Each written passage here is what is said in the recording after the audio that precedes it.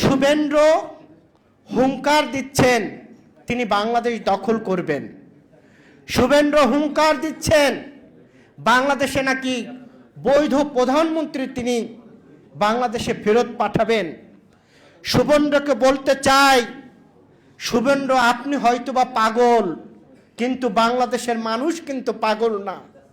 আপনার মতো অনেক পাগল বাংলাদেশের মানুষ শায়েস্তা করেছে। 1971 সালে পাকিস্তানকেও শায়েস্তা করেছে। আপনি বাংলাদেশ দখল নিতে চান? শুভেন্দ্র, আপনি যেই ধরনের কথাবার্তা বলছেন, আপনাদেরকে প্রতিহত করতে আমাদের সময় লাগবে না, কিন্তু একজন রাজনৈতিক কর্মী হিসেবে ভারতের মোদী সরকারকে অনুরোধ করব, এই পাগল ছাগল দিয়ে কখনো রাষ্ট্র চালানো যায় না।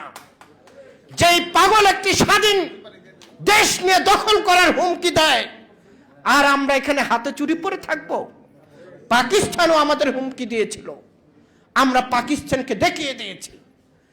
যেই গণতন্ত্র, যেই সুশাসন এবং স্বাধীন বাংলাদেশ নিয়ে যারা এই ধরনের হুমকি ধুমকি দেবে, তাদের বিরুদ্ধেই আমাদের লড়াই থাকবে।